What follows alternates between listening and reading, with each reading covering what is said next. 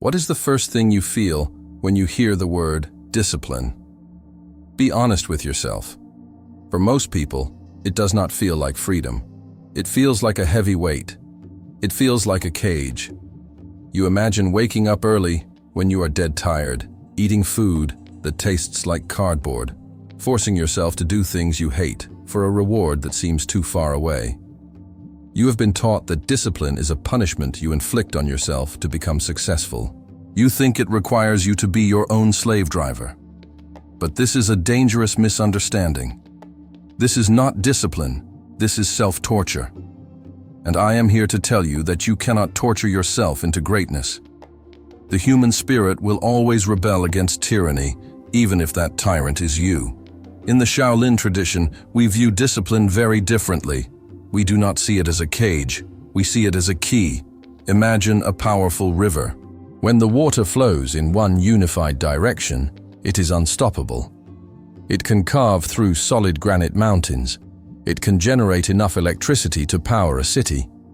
But if that same water is scattered, if it tries to flow in 10 different directions at once, spreading thin over the land, it becomes a swamp. It becomes stagnant. It breeds disease. It has no power, no force, no direction. Your mind is that river. Look at your life right now. Most of you are living in a swamp.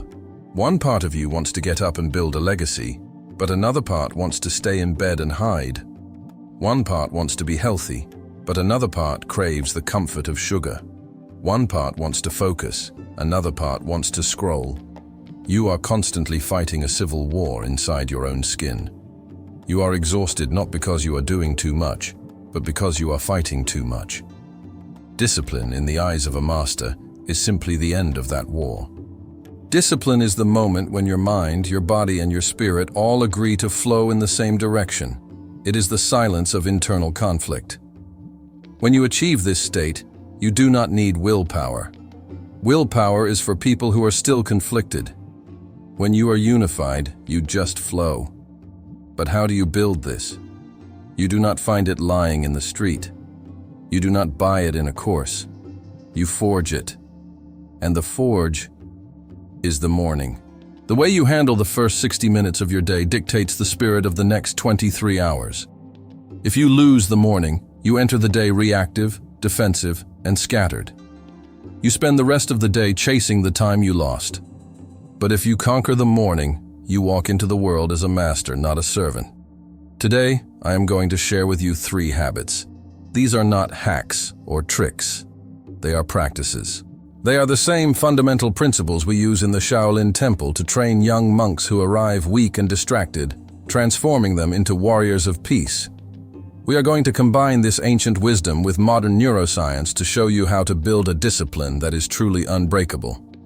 This begins with the first and most critical habit, the habit that breaks the chains of lethargy. Habit number 1, the conquest of physiology. Let's talk about your morning reality. The alarm goes off. It is dark. It is cold. What is the first thing that happens? A voice speaks. It is a seductive voice. It says, "It's too cold outside." It says, "Just 5 more minutes." It says, "I didn't sleep enough. I need this rest to be productive." This is the monkey mind. It is the voice of comfort. It is the voice of biological preservation. And for most people, the first action of the day is a negotiation with this voice. You lie there, paralyzed, debating with yourself. Should I get up? Maybe if I skip breakfast, I can sleep 10 more minutes. The moment you negotiate, you have already lost. You have given the monkey mind a seat at the table. You see, the trap is that you believe you need to feel like getting up before you get up. You are waiting for motivation to strike you like lightning. You are waiting for your mind to convince your body to move. But the Shaolin way is the exact opposite. The body leads, the mind follows. You cannot think your way out of tiredness. You cannot reason with lethargy. You must move your way out of it. The first habit is immediate physical activation. In the temple, when the bell rings at 5 a.m., there is no discussion. There is no pause to check how we feel. We jump, we move, we wash with freezing cold water. We begin Qigong or Kung Fu immediately. Why? Because we know that the mind is a liar in the morning, but the body is honest. Now you might think this is just strict monastic dogma, but modern neuroscience has a precise name for this mechanism. It is called embodied cognition. For a long time, Western science thought the brain controlled the body. But now we know it is a two-way highway. Your physical state dictates your mental state. When you wake up, your brain is often lingering in a state called sleep inertia. Your limbic system, the emotional, lazy, comfort-seeking part of your brain, is highly active. If you stay horizontal, if you stay under the warm blankets, you are physically signaling to your brain, we are safe, we are resting, stay in dream mode. To break this, you need a radical chemical shift. You need norepinephrine, also known as noradrenaline. This is a powerful neurotransmitter that acts like the ignition key for your brain's engine. It is released from a tiny area deep in your brainstem called the Locus Coeruleus. When norepinephrine floods your system, it suppresses the noise of the limbic system and activates the prefrontal cortex, the CEO of your brain, the part that makes plans and executes decisions. But here is the secret that changes everything. You cannot think norepinephrine into existence. You cannot meditate it into existence. You have to trigger it physically. This is why we use cold water. This is why we use vigorous movement. The shock of the cold water hitting your skin, or the rapid movement of the body in a squat or a shake, sends a distress signal to the Locus Coeruleus. It says, "Wake up, something is happening. We need to be alert." Boom. The chemical is released. The fog clears instantly. The negotiation ends not because you won the debate, but because you changed the channel. So, your first habit is this: do not touch your phone. Do not check your thoughts. Do not ask yourself how you feel. The moment your eyes open, throw the covers off as if they were on fire. Stand up, walk to the bathroom, splash cold water on your face, or better yet, step into a cold shower for 30 seconds. Do 10 jumping jacks, do the Ba Duan Jin, do anything that shocks the system awake. You are treating your biology like a machine that needs to be jump-started. You are not asking for permission to be disciplined. You are chemically engineering the state of discipline. When you do this, you realize something powerful. You do not need to feel ready to act. You act, and then the feeling follows. This is the first victory. You have conquered the body. You are standing up. You are awake. You are alert. The river is starting to flow. But now, we face a new danger. The body is awake, but the mind is wild. It wants to jump to the future. It wants to worry. It wants to be distracted. To harness this energy, we need the second habit. We need to learn how to do one thing, and one thing only. Habit number 2, the ritual of single-mindedness. You have conquered the body. You are awake. The cold water has flooded your brain with focus chemicals. You are ready. But now you face the most dangerous moment of the morning. Your body is active, but your mind is hungry. It craves information. It craves stimulation. The impulse to reach for your phone, to check the news, to see who liked your photo, to answer emails, to flood your consciousness with the noise of the world is almost overwhelming. If you give in to this impulse, the discipline you just built in the shower is instantly shattered. You take that focused river of energy and you scatter it into 1,000 tiny drops. You become reactive before you have even created anything. This brings us to the second habit, the habit that protects your focus. In the Shaolin temple, we have a saying, when walking, just walk. When eating, just eat. When drinking tea, just drink tea. This sounds simple, it sounds easy, but it is the hardest thing in the world for a modern human to do. Look at your life. You eat while watching a screen. You walk while listening to a podcast. You drink coffee while planning your meeting. You are never here. You are always there. And because you are never fully in the present moment, you are never fully in control. You are a ghost in your own life.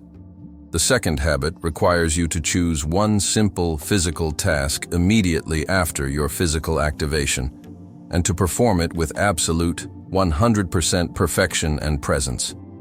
For me, it is Cha Dao, the way of tea. It is a sacred ritual. I boil the water. I listen to the sound of the bubbles changing as the heat rises. I watch the steam rise in the air. I pour the water over the leaves and watch them unfurl. I smell the aroma filling the room. For those 10 minutes, the entire universe is just me and the tea. There is no past. There is no future. There are no problems. There is only the tea. For you, it might be making your bed. But I do not mean just throwing the covers up to look tidy. I mean making it with the precision of a master. Smooth every wrinkle. Align the pillows perfectly. Move with grace. Move with intention. Treat the sheets as if they were a holy artifact. Why do we do this? Is it because the tea tastes better? Is it because a clean bed matters? No. We do this to train the brain. We are building the muscle of attention. This is where the ancient wisdom meets the cutting edge of neuroscience. We are talking about something called the default mode network, or the DMN. The DMN is a network of interacting brain regions that is active when you are not focused on the outside world. It is the daydreaming network. It is the part of your brain that worries about the future, regrets the past, and thinks about you. It is the home of the ego, and it is the home of anxiety. When you wake up and immediately start multitasking or scrolling through social media, you are hyperactivating the DMN. You are training your brain to be scattered, anxious, and self-obsessed. But when you focus intensely on a single task, like watching the water boil or smoothing the sheets, you activate a different network called the Task Positive Network, or the TPN. Here is the crucial scientific fact. The DMN and the TPN are mutually exclusive. They cannot be on at the same time. It is a seesaw. When you fully engage the Task Positive Network by doing one thing with total attention, you literally switch off the anxiety center of your brain. You silence the ego. You silence the worry. By practicing this ritual of single-mindedness for just 10 minutes every morning, you are not just making tea or making your bed. You are performing heavy lifting repetitions for your attention span.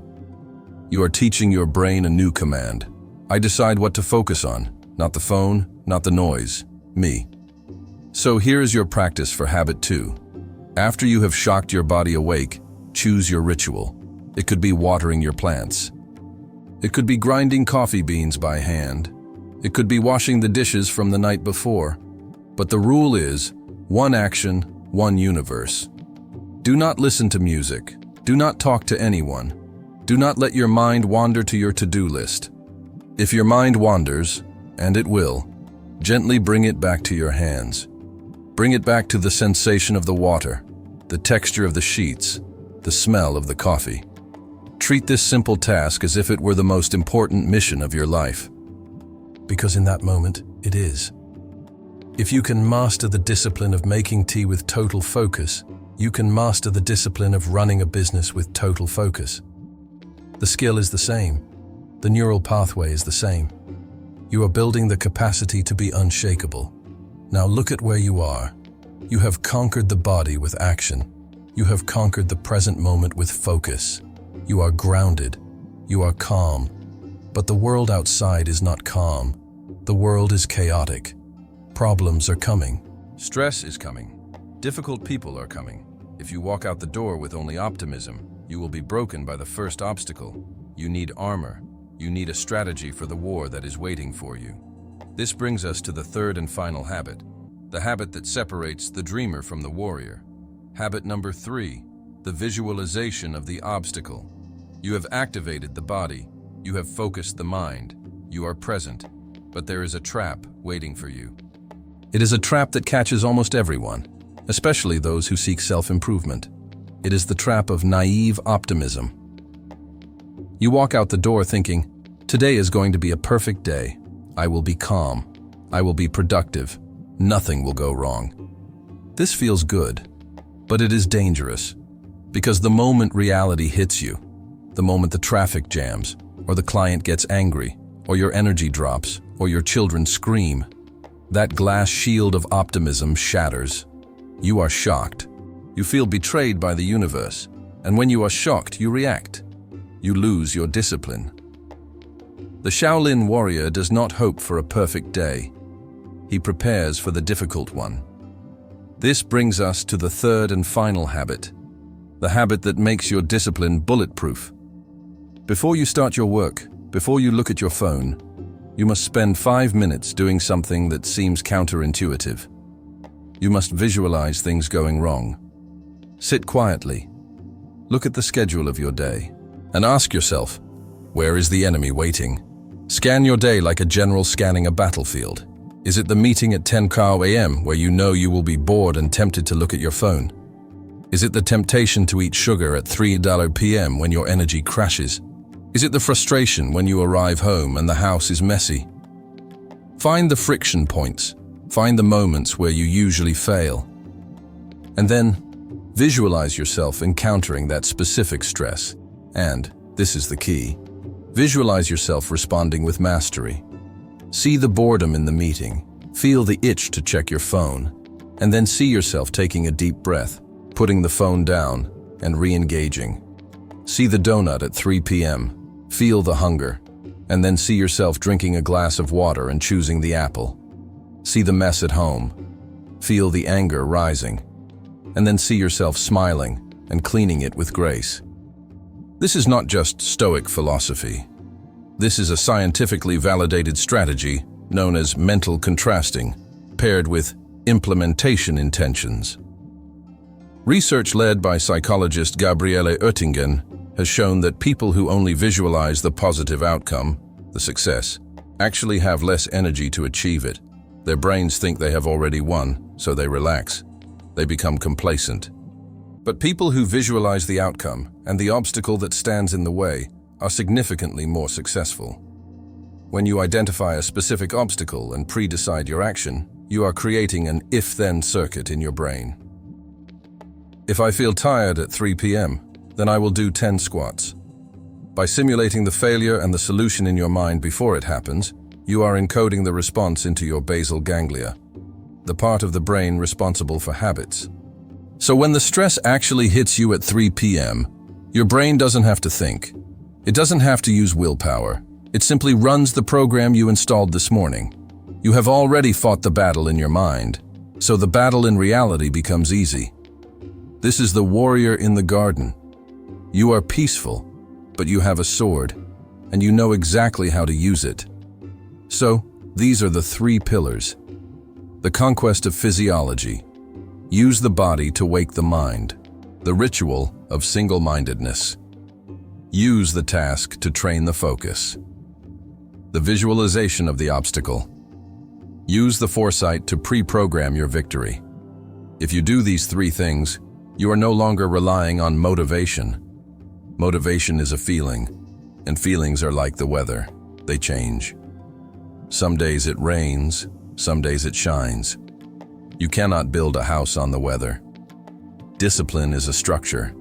It is a fortress that you build brick by brick every single morning. It stands regardless of the weather. The world will try to break you. It is the nature of the world to be chaotic. But if you have your armor on, if your blade is sharp, and if your mind is clear, the chaos cannot touch you. It flows around you. Remember, the discipline you are looking for is not out there in a book, or in a motivational video, or in a guru. It is right there, in the first hour of your day. The ancient proverb says, the best time to plant a tree was 20 years ago. The second best time is now. Do not wait for Monday. Do not wait for the new year. Tomorrow morning, when the alarm rings and the voice of comfort begs you to stay in bed, that is your moment of truth. Shock the body. Focus the mind. See the path. Be the river that flows. Be the mountain that stands.